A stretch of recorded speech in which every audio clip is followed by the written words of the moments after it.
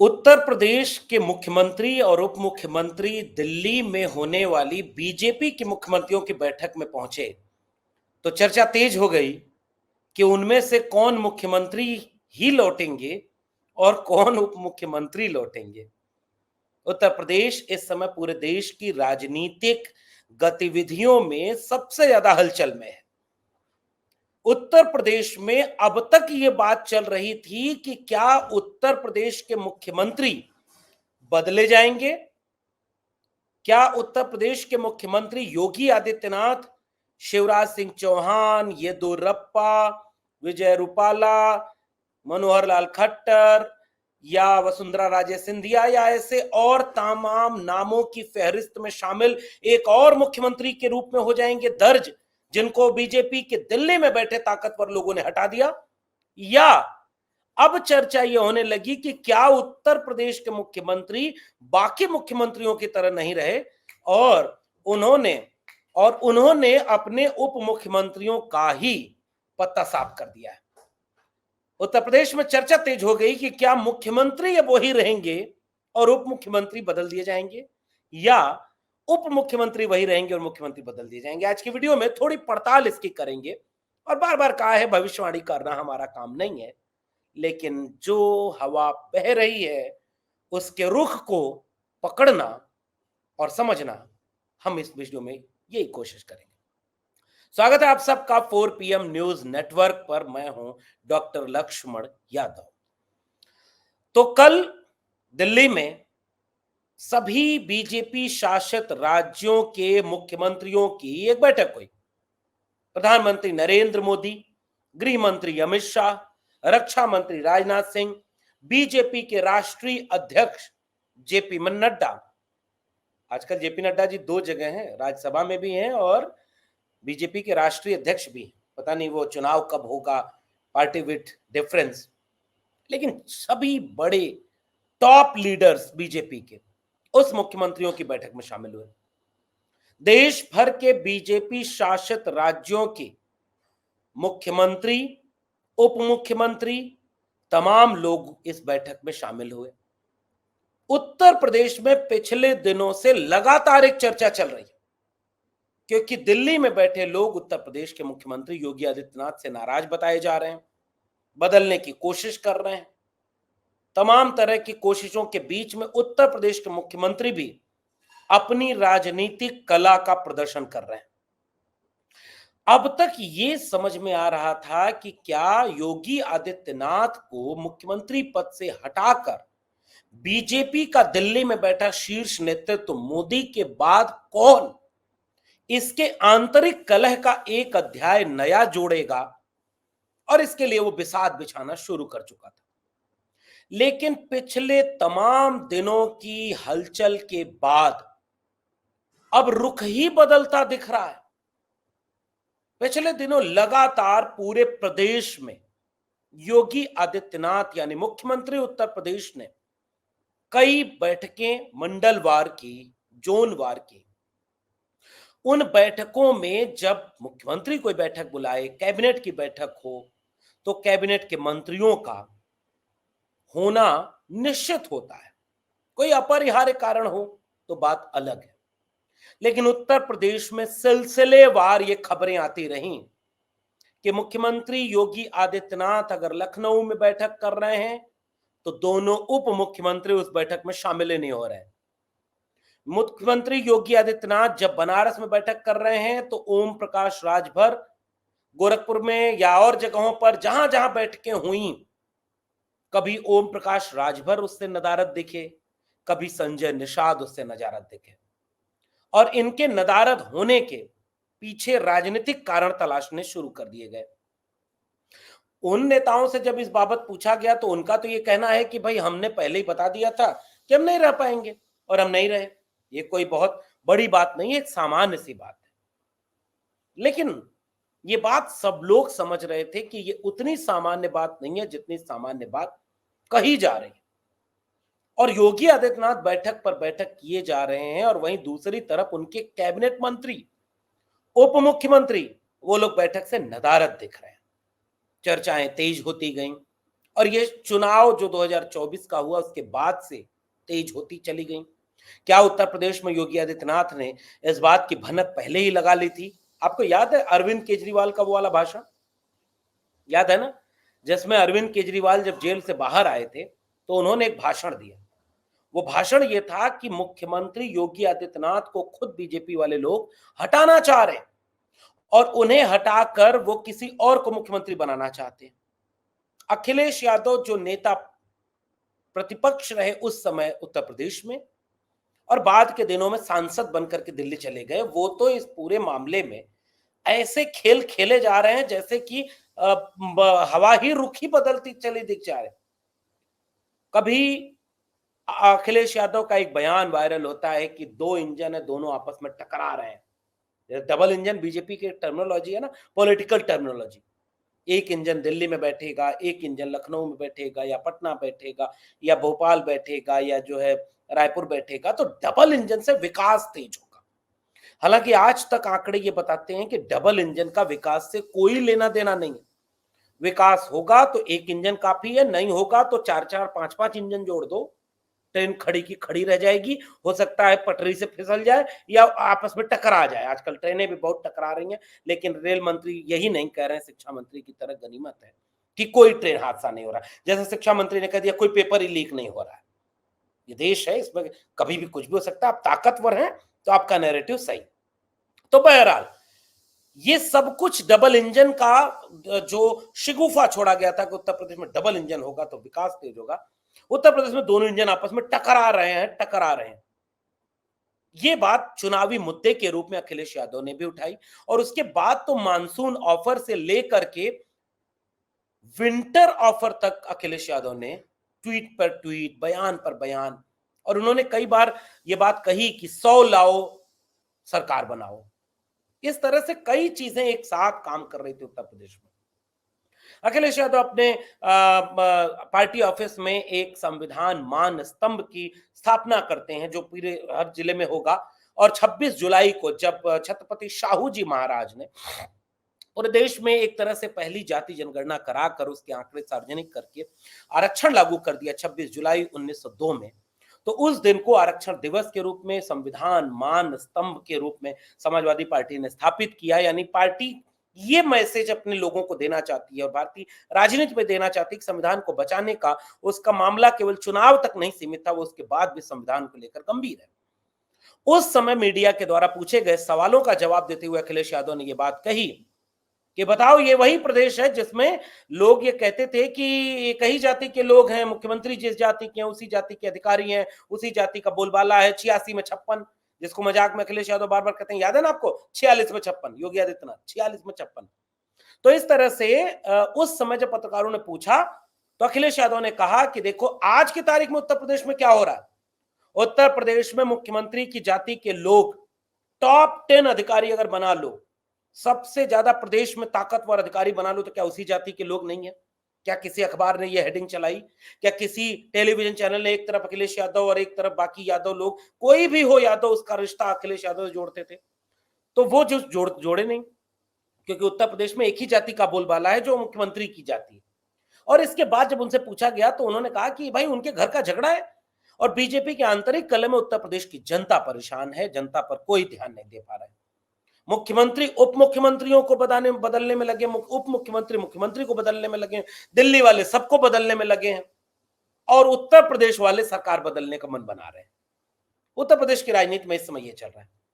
तो इस समय जब ये सब हुआ तो उसका आधार ये बना कि उप मुख्यमंत्री और मुख्यमंत्री उत्तर प्रदेश में इनका कोई सीधा रिश्ता ही नहीं बन रहा है।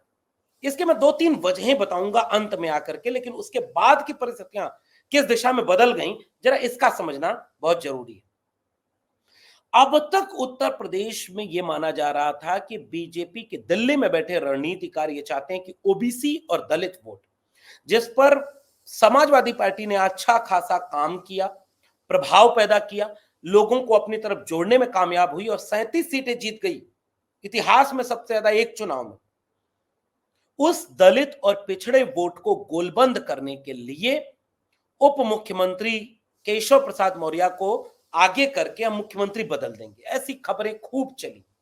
और केशव प्रसाद मौर्य का कहानी तो हम बार बार आपको बता ही चुके हैं। 2017 से झगड़ा चल रहा है, बेचारे प्रदेश अध्यक्ष थे, अब उनके चेहरे पर चुनाव लड़ा, बीजेपी जीत गई, अचानक योगी आदित्यनाथ मुख्यमंत्री बना दिए गए। और केशव जी उसके बाद से परेशान, सोफा के बगल में स्टूल, और उसके बाद वो लगातार इस तरह की कोशिशों में शामिल रहे। और जब 2024 के चुनाव का परिणाम आया तो उसके बाद से हलचल तेज हो गई कि यार ये जो हार है उत्तर प्रदेश में, इसमें तो योगी आदित्यनाथ की भूमिका है। बाबा ने दिल्ली के लोगों को ठिकाने लगाने लायक कुछ संकेत कर दिए हैं और उत्तर प्रदेश में ठीक ठाक संकेत हुए, इसलिए अब उत्तर प्रदेश के मुख्यमंत्री को बदल देंगे। अब वहां केशव प्रसाद मौर्य को बना देंगे या किसी दलित को बना देंगे, इस तरह की खबरें मीडिया में तेज होने लगी और इन खबरों के पीछे ठोस आधार इसी को बनाया गया। वहीं दूसरी तरफ योगी आदित्यनाथ की तरफ से कहा गया कि नहीं भाई, आपने टिकट हमारे मुताबिक दिया नहीं, कोई रणनीति हमें बनाने दी नहीं, प्रदेश की राजनीति में चुनाव आप लड़े तो हार का जिम्मा हमारा कैसे हो गया। लेकिन इसके पीछे असली खेल था। बीजेपी के शीर्ष नेतृत्व जो दिल्ली में बैठे हैं, उन तक धीरे धीरे यह पैगाम गया कि जिस व्यक्ति को कल तक आप पोस्टर बॉय ऑफ हिंदुत्व कह रहे थे, उसने अपना भी तो एक आधार बना लिया। हर जिले में अपने ताकतवर लोग, हर जगह अपने प्रभावशाली लोग, और अपना एक चेहरा इतना मजबूत कर लिया कि अगर आपने मुख्यमंत्री योगी आदित्यनाथ को दिल्ली के निर्देश पर लखनऊ से बदला तो इसका खामियाजा बीजेपी को भुगतना पड़ सकता है। और धीरे धीरे यह खबर जाने लगी कि अगर योगी आदित्यनाथ को मुख्यमंत्री पद से हटाया जाता है तो अगले 1-2 दशक तक बीजेपी उत्तर प्रदेश में सत्ता से बाहर होने के खतरे तक पहुंच जाएगी। और इस राजनीतिक चाल में योगी आदित्यनाथ ने अपना प्रभाव मजबूत कर लिया, चाहे नैरेटिव बनाने के लिहाज से, चाहे इस तर्क के लिहाज से कि केशव प्रसाद मौर्य बहुत बड़े नेता होंगे तो अपनी बिरादरी के होंगे, पूरे पिछड़े समुदाय के तो केशव प्रसाद मौर्य नेता है नहीं। केशव प्रसाद मौर्य 22 के विधानसभा चुनाव में पल्लवी पटेल से हार गए, ओम प्रकाश राजभर के बेटे हार गए, संजय निषाद के बेटे हार गए, तो अनुप्रिया पटेल बड़ी मुश्किल से जीती, उनके दूसरे कैंडिडेट हार गए। तो पिछड़े समुदाय के नेताओं को पहले तो वैसे ही कमजोर कर दिया गया उत्तर प्रदेश में। इस खेल को आप समझिएगा, जितने लोग ओबीसी के चेहरा हैं बीजेपी या उसके सहयोगी दल, उन सब बीजेपी के पिछड़े चेहरों को कमजोर कर दिया गया। इसलिए पिछले 1-1.5 महीने में लगातार आप इन ओबीसी के पिछड़े चेहरों की नाराजगी और इनके बयानों को मीडिया में सुनते आए होंगे।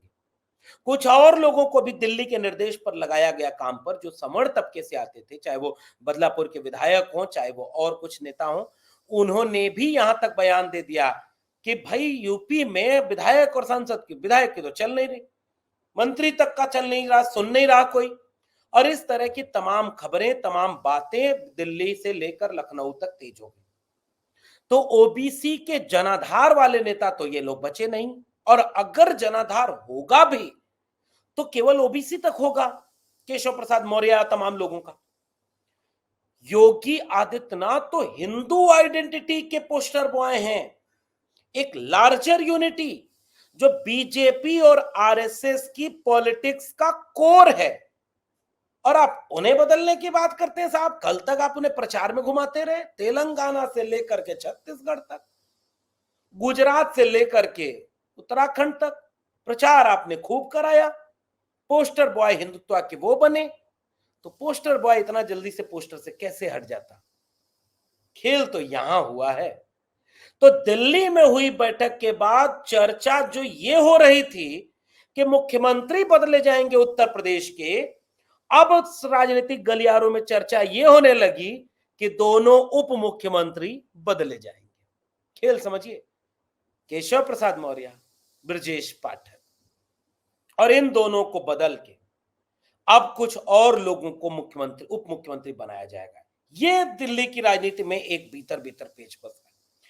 अमित शाह एंड टीम को यह पता है कि अगर नहीं हटाते हैं योगी आदित्यनाथ को तो हमारा कितना पॉलिटिकल कैलकुलेशन गड़बड़ होगा।